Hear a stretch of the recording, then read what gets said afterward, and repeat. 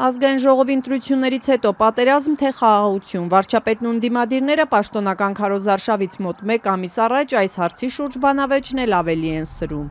Նիկոլ Փաշինյանը այսօր մի տեսանյութ հրապարակեց, որտեղ հակադարձեց իր ընդդիմադիրների այն պնդումներին, որ պատերազմներ եղել են հենց իր իշխանության օրոք։ Իսկ դրան նախորդած շրջանը խաղաղության տարիներ էին։ Իհարկե, պնդումը ցինիկ սուտ է, հենց թեկուզ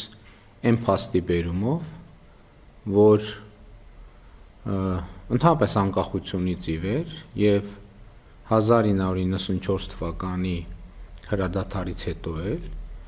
մենք ամեն տարի ունեցել ենք զոհեր եւ վիրավորներ Ադրբեջանի հետ փոխհրաձգության արդյունքում։ Փաշինյանը, որ պատերազմի կուսակցություն է անվանում ընտրություններին մասնակցելու հայտ ներկայացրած երկրորդ նախագահ Ռոբերտ Քոչարյանի, գործարարներ Սամվել Կարապետյանի եւ Գագիկ Ծառուկյանի ուժերին այսօր ասաց, թե խաղաղության մասին նրանց պատկերացումն այն է, որ մշտապես զոհեր լինեն։ Իսկ քաղաքացիական պայմանագրինը ճիշտ հակառակն է, խաղաղություն նշանակում է զոհերի, վիրավորների բացակայություն։ Իմ ասածը այն է, որ մենք նախորդող շրջանում երբեք չենք ունեցել խաղաղություն, այլ ունեցել ենք պատերազմի հետաձգում։ Պարադոքսալը այստեղ է, որ ինքը փորձում է այդ պատերազմի վտանգը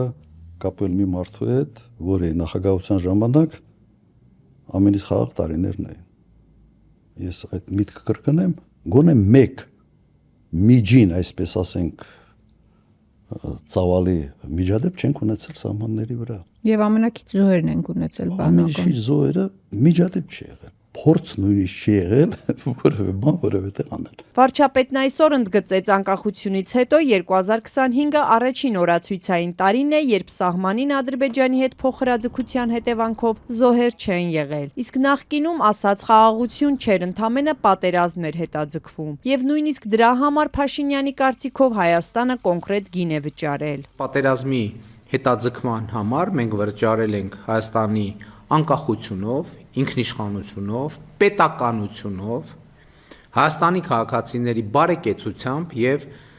տնտեսական զարգացմամբ։ Ռոբերտ Քոչարյանը մինչդեռ ասում է, եթե 2021 թվականի ընտրություններին հաղթեր Հայաստան դաշինքը, չէր ստորագրվի Պրահայի քառակողմ հայտարարությունը, պատերազմ չէր լինի եւ Լեռնային Ղարաբաղը չէր դատարկվի։ Քոչարյանի կարծիքով հնարավոր էր խուսափել նաեւ 2020-ի պատերազմից, իսկ լինելու դեպքում հայկական կողմը չպետք է պարտվեր։ Բայց 2008-ից որևէ պետական պաշտոն չզբաղեցրած Ռոբերտ Քոչարյանը ինչ տեղեկությունների հիման վրա էր նման պնդում անում չբացահայտեց։ Տարբերությունը այդպիսի չէր, որը պետք է բերեր նման կարգի պարտության։ 21 թվականին, եթե ԿՊ-ն մեծամասնություն չունենար խորհրդարանում, Ղարաբաղը մենք չէինք կորցնի։ Սա ես շատ մեծ վստահությամբ եմ ասում եւ համոզված եմ, որ այդպես է։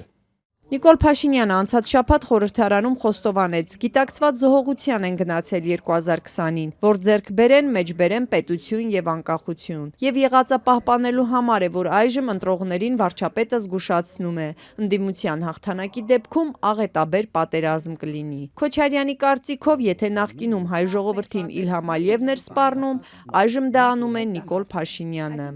Ինքը գիտեք, ինքը խոսում է խաղաղության պայմանագրի մասին, որ գույություն չունի։ Սա մի հետարքիր մանիպուլացիա է։ Կա մի թուղթ, որը իրավական ուժ չունի, եւ այդ թղթի մասին իրենք այնքան խոսացել են, որ ինքը ասենց դարել է ոնց որ թուղթ իրավական ուժ իբրև ունեցող, բայց չունի։ Եվ այդ չի եղած թղթի վերաբերյալ արդեն կառուցում է պրոգնոզները։ Կառավարության ղեկավարը այսօրվա տեսանյութում չէր հերքում հայ-ադրբեջանական խաղաղության պայմանագիրը ստորագրված չէ, բայց Հայաստանի եւ Ադրբեջանի միջև հաստատված խաղաղությունը ըստ Փաշինյանի նաեւ ամրագրված է դե յուրե։ Խոսքը Երևանի եւ Բաքվի համաձայնեցրած եւ վավերացրած սահմանազատման հանձնաժողովների գործունեությունը կանոնակարգող փաստաթղթի մասինն է, որով կողմերը պայմանավորվել են սահմանազատումն իրականացնել 1991 թվականի Ալմաթայի հռչակագրի հիման վրա։ Սա է խաղաղության հիմքը եւ սա ունի, ելի եմ ասում, երկու երկրներում բարձրագույն իրավաբանական ուժ։ Եվ ահա այս տրամաբանությունից շեղվելը ինչ ուղղությամբ տանում են պատերազմի Քոչարյան, Կարապետյան, Ծառուկյան երրագլուխ կուսակցությունը այդ տրամաբանությունից շեղվելը միանշանակ եւ աներկբա նշանակում է պատերազմ սրանից բխող